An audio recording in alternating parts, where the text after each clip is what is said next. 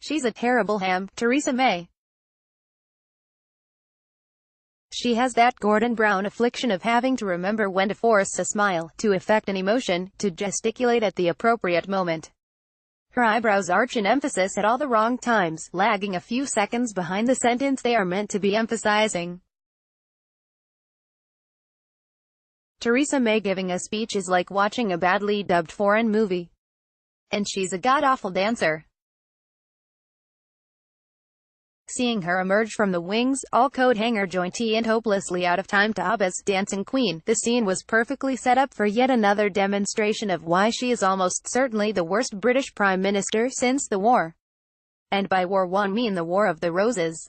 But such dreadfully low expectation cuts both ways. When, on the oh-so-rare occasion, I can really only think of one previous example, her first speech as PM, she competently delivers a coherent speech, the surprise somehow magnifies its effect. She almost becomes convincing. Today was such an occasion. So let us get this out of the way now and say it straight, Theresa May just delivered a very good speech. It was, in contrast with Jeremy Corbyn's Labour conference speech in Liverpool last week, sunny in disposition. And it was clever. She wasted no time in driving that stiletto into the heart of Labour's electoral vulnerability. And she let the ghosts of Labour do it for her. What would Neil Kinnock say about Labour MPs needing police protection at the OWN conference? What would Navy veteran Jim Callaghan say about asking Russian intelligence about our own security services findings? What would Clement Attlee say about the fear many Jews in Britain feel about the prospect of a Labour government? Theresa May's conference speech could be another disaster. How utterly galling for a Labour supporter to hear a Tory Prime Minister beating you up with the imagined thoughts of your own party's greats. Especially effective since we can all too easily imagine what Kinnock, Callaghan and Attlee would think of Jeremy Corbyn and Momentum. She even usurped their slogan, exposing its weakness in a way that had escaped me until she said, "We're not a party for the many, but for everyone." There is the issue with "for the many, not the few." As a marketing slogan it's flawed. Which many do they mean? Am I one of the many? Are they for me, or against me? There are simply too many people in the UK who don't know the answer to that question for Labour to assume anything come another general election. And she dog-whistled like crazy to the UKIP floaters upon whom the Tories will have to rely when that election comes. Not since Mel Gibson in Braveheart has the word freedom been so exploited for cheap effect. How well that trick has been mastered. Ever since Paul McKenna gave the Leave campaign their hypnotic take-back control, the repetition of simple, but powerfully emotive, words and phrases, over and over, until that's all you can hear. Plaid Cymru leader Adam Price proves Welsh politics is coming alive again. Freedom. Security. Freedom. Security. Sooner or later, people are actually going to believe it. Clever and coherent this speech was for sure, but it was also a new high point in her hypocrisy. Every single sentence crafted by her speech-writing team was a stark reminder that Theresa May is still here.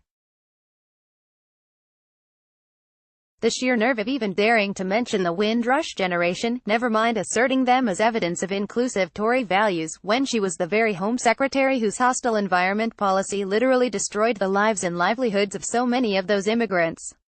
The sheer nerve of referencing Sajid Javid's Pakistani immigrant father, when Home Secretary Javid's new immigration policies would have meant his dad would never even have been allowed through passport control today.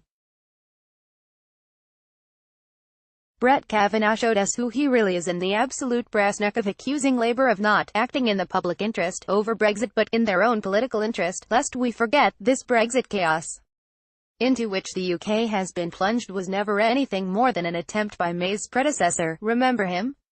The one with his trotters up in Nice, to keep the Tories from civil war over Europe. So, clever, coherent, hypocritical and galling.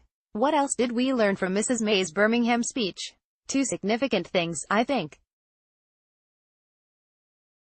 Firstly, that she is, covertly and deliberately, intent on taking Britain out of the European Union without any deal. Today she ruled out both Canada and Norway models.